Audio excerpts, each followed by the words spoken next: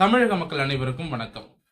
இந்தியாவிலேயே கேடுகெட்ட அரசியல் கட்சி, ஏன் உலகத்திலேயே எல்லா நாடுகளிலும் ஜனநாயக முறைப்படி மக்களை தேர்ந்தெடுக்கக்கூடிய எல்லா நாடுகளிலும் அரசியல் கட்சிகள் இருக்கு. இப்படி உலகம் முழுவதும் இருக்கக்கூடிய அரசியல் கட்சிகள் எல்லாம் ஒரு லிஸ்ட் எடுத்து பார்த்தோம் அப்படின்னா, அந்த லிஸ்ட்ல கேடுகெட்ட அரசியல் கட்சி எது அப்படின்னு நாம பார்த்தோம்னா அது திமுக தான். திமுக தான் முதல் இடத்துல இருக்கும். அப்ப இந்த கேடுகட்ட திமுக கட்சி ஆட்சி செய்யக்கூடிய இந்த தமிழகத்துல என்ன மாதிரியான அவலம் நடந்துகிட்டு இருக்கு அப்படிங்கறத இப்ப நம்ம கண் கூட பாத்துக்கிட்டு இருக்கோம். எதற்காக? இதற்கு முன்னால எவ்வளவோ வீடியோ போட்டிருக்கோம். இந்த அளவிற்கு திமுகவை நம்ம விமர்சனம் பண்ணல, கேடுகட்ட அரசியல் கட்சிங்கிற வார்த்தையை நம்ம பயன்படுத்தல. ஆனா இந்த வீடியோல ஏன் அப்படி சொல்றேன்னா, இந்திய அரசியலமைப்பு சட்டத்தை மீறி இந்த திமுக கவர்மெண்ட் என்ன பண்ணிருக்கிறாங்க, ஒரு பெண்ணினுடைய, அதுவும் பாலியல் வன்கொடுமையால் பாதிக்கப்பட்ட ஒரு பெண்ணினுடைய அனைத்து தகவல்களையும், போட்டோல இருந்து, அட்ரஸ்ல இருந்து, அவங்க பெத்தவங்க பேர்ல இருந்து, போன் நம்பர்ல இருந்து எல்லாத்தையுமே கசிய விட்டுருக்காங்க வெளியில. இது எவ்வளவு பெரிய நிர்வாக சீர்கேடு தெரியுமா? ஆட்சி செய்ய தெரியல அப்படின்னா தயவு செஞ்சு பதவி விலகிடுங்க ஸ்டாலின் அவர்களே. இத ஓப்பனாவே சொல்றோம். இந்திய அரசியலமைப்பு சட்டம் என்ன சொல்லுது?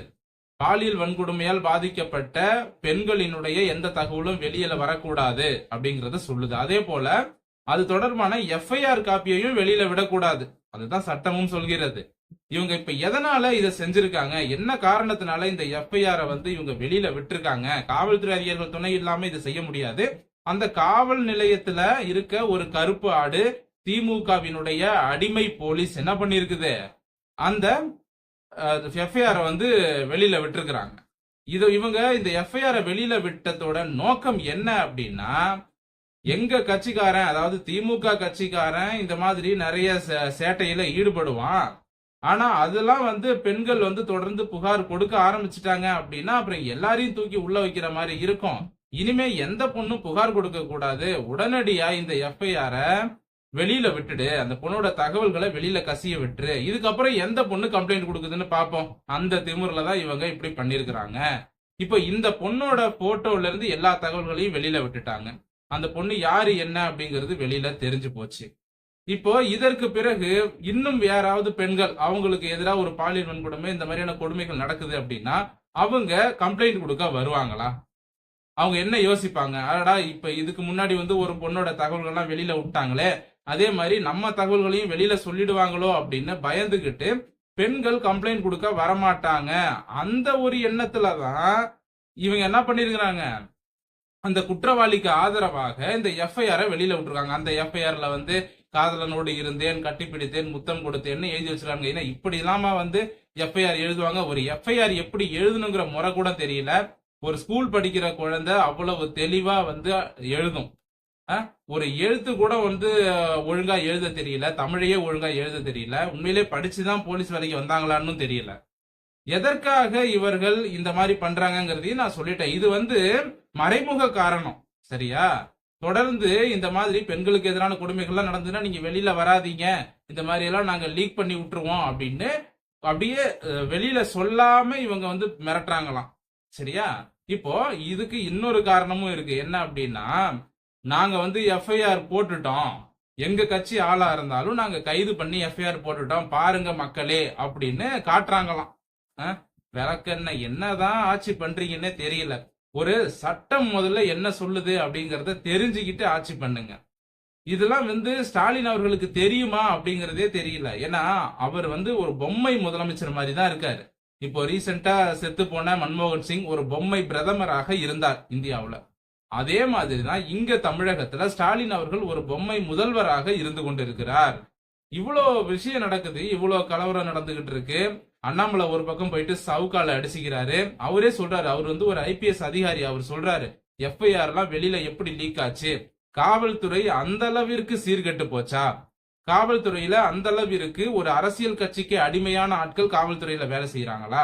அப்ப ஆளுங்கட்சி நினைச்சா காவல்துறையை வைத்துக் கொண்டு என்ன வேணாலும் செய்வாங்களா? நாளைக்கு எப்படி மற்ற பெண்கள் கம்ப்ளைண்ட் கொடுக்க வருவாங்க? இது நேரடியாக பெண்களை மிரட்டக்கூடிய ஒரு செயல் அப்படின்னு தொடர்ச்சியாக அண்ணாமலை அவர்கள் பல குற்றச்சாட்டுகளை வச்சாரு. தன்னைத்தானே சவுக்கால அடிச்சுக்கிட்டாரு. அவர் தன்னைத்தானே சவுக்கால அடிச்சுக்கிட்டத நம்ம இப்படி கூட வச்சுக்கலாம், ஏன்டா இந்த தமிழ்நாட்டுல பிறந்தோம், ஏன்டா இந்த தமிழ்நாட்டுல இந்த திமுகவுக்கு நம்ம முன்னோர்கள்லாம் ஓட்டு போட்டாங்க அப்படின்னு நினைச்சு நினைச்சு அவரே அடிச்சுக்கிட்டாரோ அப்படிங்கிறது எனக்கு தெரியல. சரியா? அந்த மாதிரி தான் நமக்கு நினைக்க தோணுது.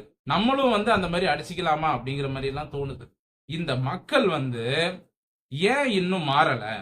இப்ப இவ்வளவு விஷயம் நடக்குதுங்க, இவ்வளவு கொடுமைகள் வந்து இவங்க பண்ணிட்டு இருக்கிறாங்க திமுக. சரியா? இன்னைக்கு நேத்து இல்ல, கிட்டத்தட்ட இவங்க என்னைக்கு ஆட்சிக்கு வந்தாங்களோ அன்னையில இருந்து இத வந்து தொடர்ச்சியா பண்ணிட்டு இருக்காங்க. இன்னைக்கு வந்து சமூக வலைதளங்கள் ஆக்டிவா இருக்கு, அதனால எல்லா தகவல்களும் உடனடியா மக்களை போய் சேருது. அந்த காலத்துல இதே திமுக கட்சிக்காரன் எத்தனை பாலியல் வன்கொடுமை செஞ்சிருப்பான், எவ்வளவு பேரோட நிலத்தை அடிச்சு புடுங்கிருப்பான், எவ்வளவு அராஜகம் பண்ணிருப்பான், அதெல்லாம் ஏன் வெளியில தெரியலன்னா அன்னைக்கு மீடியா இந்த அளவிற்கு இல்ல. இந்த அளவுக்கு மீடியா ஃபெசிலிட்டி, கையில செல்போன் வச்சுக்கிட்டு உலகத்துல நடக்கிற எல்லாத்தையும் பாக்குற மாதிரியான வசதிகள் என்பது அந்த காலத்துல கிடையாது. அதனால இன்னைக்கு நடந்த கொடுமைகளை விட அந்த காலத்துல இன்னும் அதிகமான கொடுமைகள்லாம் நடந்தது. சரியா? இந்த மாதிரியான கொடுமைகளை இவங்க இப்பவும் சோசியல் மீடியா வந்த காலகட்டத்திலே இவங்க பண்றாங்க அப்படின்னா அப்ப எங்களை ஒன்னும் பண்ண முடியாது. ஏன்னா இந்த மக்கள் எங்களுக்கு தான் ஓட்டு போடுறாங்க, தமிழ்நாட்டுல நாங்க நினைச்சதுதான் நடக்கும், நாங்க என்ன நினைக்கிறோமோ அதைத்தான் செய்வோம் அப்படின்னு இவங்க தொடர்ச்சியா இந்த மக்களுக்கு சொல்லாம சொல்றாங்க. இந்த மக்களும் இன்னமும் திருந்த மாட்டேங்கிறாங்க. வரக்கூடிய தேர்தலையாவது இந்த மக்கள் திருந்துவாங்களா அப்படிங்கறத நம்ம பார்க்கணும். இப்போ இந்த அண்ணா யூனிவர்சிட்டியில நடக்கக்கூடிய இந்த ஒரு பிரச்சனை இப்ப வெளியில வந்திருக்கு. இதே மாதிரி தமிழகம் முழுவதும் திராவிட அரசியல்வாதிகளால் நடத்தப்படக்கூடிய தனியார் கல்வி நிறுவனங்கள்ல, அது பள்ளிக்கூடமா இருக்கட்டும் கல்லூரியா இருக்கட்டும், அந்த திராவிட அரசியல்வாதிகளால் நடத்தக்கூடிய தனியார் கல்வி நிறுவனங்கள்ல அதிகமாக பெண்களுக்கு, இந்த மாணவிகளுக்கு எதிரான பாலியல் வன்கொடுமை என்பது தொடர்ச்சியா நடந்துகிட்டு தான் இருக்கு. ஆனா அந்த செய்திகள்லாம் வெளியே வரமாட்டேங்குது. ஏன் அப்படின்னா அந்த காலேஜாப்பா அது வந்து திமுக கட்சிக்காரருதப்பா, இந்த காலேஜா இது அதிமுக கட்சிக்காரருதுப்பா, இப்படி இந்த ரெண்டு திராவிட கட்சிகளை சேர்ந்த அரசியல்வாதிகள் தான் அதிகமாக தனியார் கல்வி நிறுவனங்களை நடத்திக்கிட்டு இருக்காங்க. அப்ப இவர்களினுடைய கல்வி நிறுவனங்கள்ல நடக்கக்கூடிய பெண்களுக்கு எதிரான கொடுமைகள் வெளியே வரமாட்டேங்குது. அதை எந்த சேனலும் சொல்ல மாட்டேங்கிறாங்க. இப்ப அண்ணா யூனிவர்சிட்டி அப்படிங்கிறது அது கவர்மெண்ட் யூனிவர்சிட்டி அப்படிங்கறதுனால அங்க நடந்தது வெளியில வந்துருச்சு. சரிங்களா? இப்ப ரீசெண்டா வந்து நிறைய கல்லூரிகள்ல தொடர்ச்சியான மர்ம மரணங்கள்லாம் நடந்திருக்கு.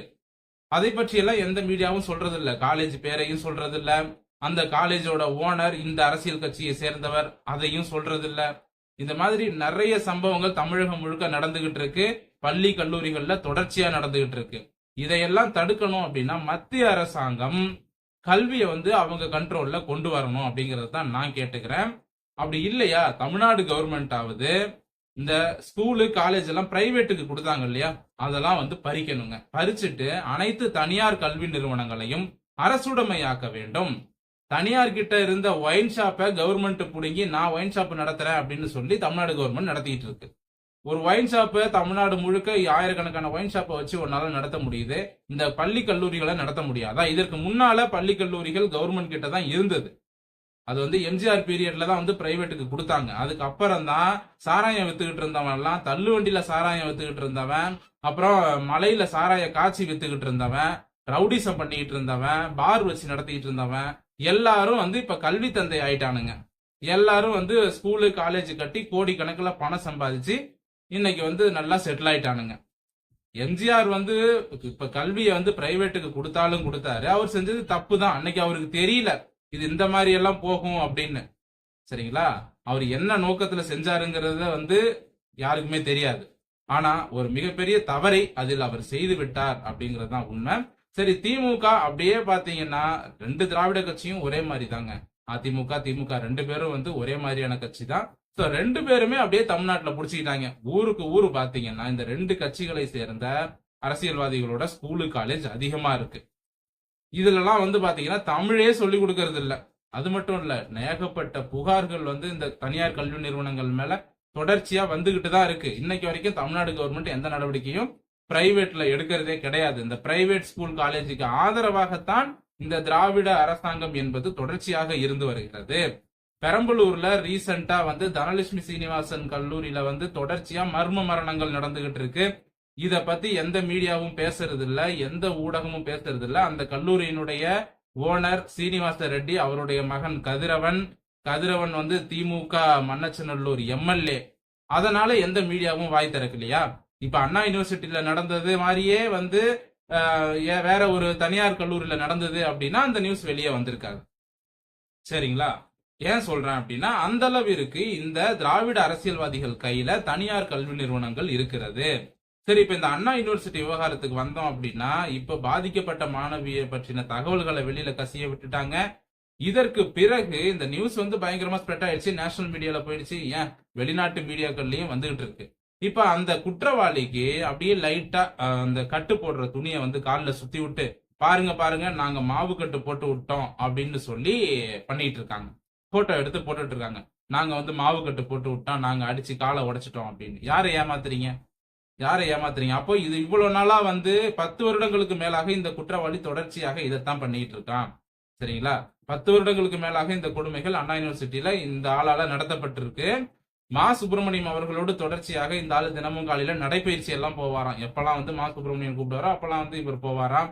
அப்புறம் உதயநிதியோடு நெருக்கமாக இருக்கிறார். திமுக இருக்கக்கூடிய முக்கிய புள்ளிகளோடு நெருக்கமாக இருக்கிறார்.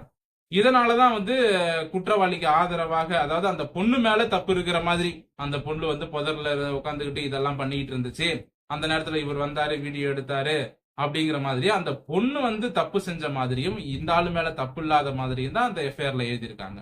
அப்ப எதனால இப்படி எழுதினாங்க? இவங்க இவங்க கட்சி ஆளுங்கிறத காப்பாத்துறதுக்காக.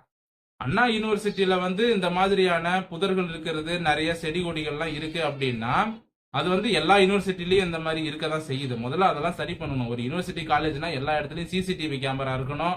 காம்பவுண்ட் காலேஜ் யூனிவர்சிட்டியை சுத்தி முதல்ல நல்ல காம்பவுண்ட் இருக்கணும், செக்யூரிட்டி இருக்கணும். என்ன யூனிவர்சிட்டி நடத்துறாங்கன்னு தெரியல. இந்த அண்ணா யூனிவர்சிட்டியில சிண்டிகேட் மெம்பரா உதயநிதி ஸ்டாலின் இருக்கிறாரு.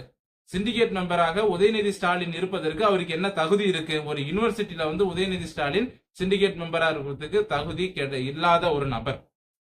ஆனா போட்டிருக்காங்க. எதுக்கு போட்டிருக்காங்க? அப்புறம் இந்த மாதிரி உதயநிதியை போட சிண்டிகேட் மெம்பரை கட்சியால போட வேண்டியது. அப்புறம் அந்த கட்சிக்காரன் அப்ப நம்ம கட்சி தலைவர் தானே சிண்டிகேட் மெம்பரா இருக்காரு, பாத்து பாரு நம்ம என்ன தப்பு வேணாலும் பண்ணலாம் இந்த காலேஜ்ல இந்த யூனிவர்சிட்டியில அப்படின்னு தொடர்ச்சியாக இந்த மாதிரியான குற்றங்கள் அதிகமா நடந்துகிட்டு இருக்கு. நிறைய யூனிவர்சிட்டியில பாத்தீங்கன்னா அரசியல்வாதிகள் சிண்டிகேட் மெம்பரா இருக்காங்க. அண்ணா யூனிவர்சிட்டியில மட்டும் இல்ல, நிறைய பல்கலைக்கழகங்கள்ல இந்த மாதிரியான பிரச்சனைகள் என்பது தொடர்ச்சியாக இருந்து வருகிறது. அரசியல்வாதிகள் அரசியலை மட்டும் பார்த்தா போதும். இந்த அரசியல்வாதிகள் கையில் இருக்கக்கூடிய தனியார் கல்லூரிகள் எல்லாம் கவர்மெண்ட் புடுங்கணும் அப்படிங்கறது தான் நானும் தொடர்ச்சியா கேட்டுக்கிறேன். சென்ட்ரல் கவர்மெண்ட் இதுக்கு ஏதாவது ஒரு நடவடிக்கை எடுங்க. மாநில அரசாங்கங்கள் இதே மாதிரி இந்தியா முழுக்க நிறைய மாநிலங்கள்ல இந்த மாதிரி அரசியல்வாதிகள் தனியார் கல்வி நிறுவனங்கள் எல்லாம் வச்சுக்கிட்டு அங்கேயும் நிறைய பிரச்சனைகள்லாம் ஓடிக்கிட்டு இருக்கு. இந்த அண்ணா யூனிவர்சிட்டி விவகாரத்தை முதல்ல கையில் எடுத்து இந்த கல்வி நிறுவனங்கள்ல பெண்களுக்கு எதிராக நடக்கக்கூடிய அந்த பாலியல் வன்கொடுமையை தடுக்கும் விதமாக புதிய சட்டத்தை இயற்ற வேண்டும் என்று இந்த பதிவில் நான் கேட்டுக்கொள்கிறேன். இந்த பதிவு பற்றி உங்களுடைய கருத்துக்களை கமெண்ட் செக்ஷன்ல தாராளமா பதிவு செய்யலாம். மீண்டும் அடுத்த நல்ல பதிவோடு உங்களை சந்திக்கிறேன். நன்றி, வணக்கம்.